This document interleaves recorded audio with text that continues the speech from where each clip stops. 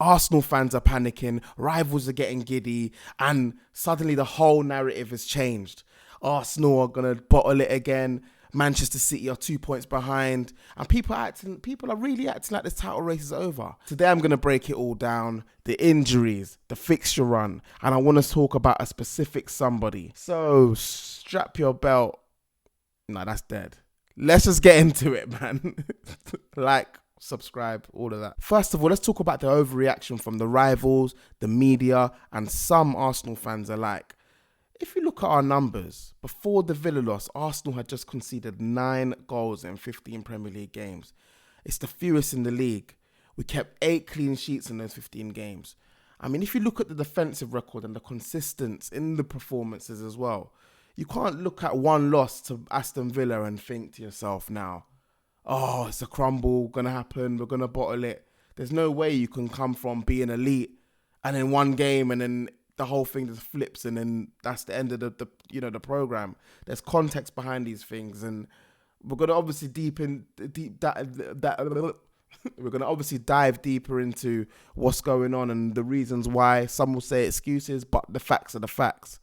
And yes, a loss to Villa stings, and but it's football.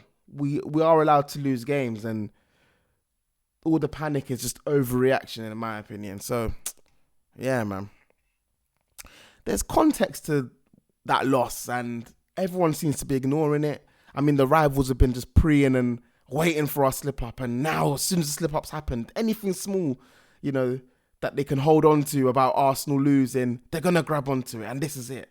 I mean, the draw at Chelsea was bad enough when they were celebrating like they won, and look what's happening with them. Do you know what I mean? But yeah, back to the context. Gabriel and Saliba are both injured. I mean, before the game, we knew that Gabriel was injured, but Saliba, he was our last hope at that back line. And, Hincapié filled in pretty well, and he's been doing a great job. And Mosquera as well when he was called upon. And we know how our team and our structure is, and defense is our strong point. Not mainly attack, but what we do, we strangle teams, we suffocate teams, and once they lose, once we control the game and they run out of ideas, that's when we go for the kill, either from a set piece or an open play goal, because apparently we haven't scored a goal on a set piece goal in 6 games. Whatever the case may be, the defense is what we need for our system to work, and those players were missing. And I'm going to blame the match load. The match load has been brutal. And I'm not saying the amount of games, the type of games we're playing. I mean, to say that we're going to have a North London derby, yeah, which we won, by the way. Yeah, 4-1.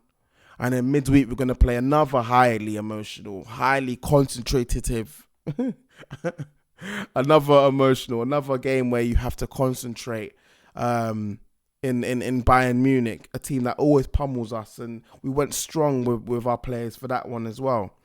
And then, I mean, we picked up an injury in that one, and then to travel to Stamford Bridge to find out on the day that both Gabriel and Saliba aren't available for the game.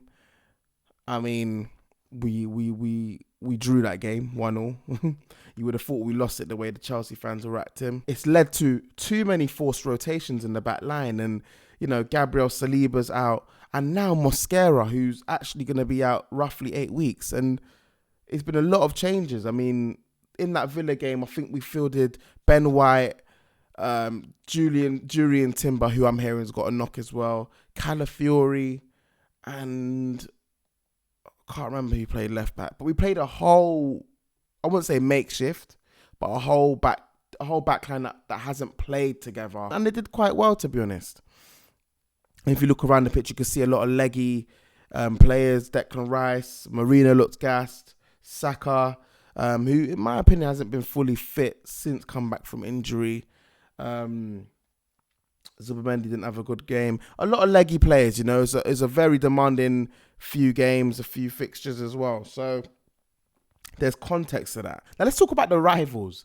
I'm looking online on Twitter. Now let's talk about the rivals.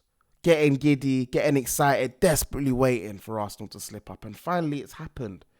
And it's just quite cringy. I mean, weeks and weeks of silence when we're winning. Still on top of the league. We're performing well. That Aston Villa game wasn't a bad performance, by the way. it was just a few circumstances as to why we lost. But, you know what I mean? One little slip up there, pouncing, memes, clips, overreactions, all of it out in full force. And I mean, this clip was funny, though. I'm not going to lie. You know, the one with David Raya. I'm not going to lie that I'd be busting up.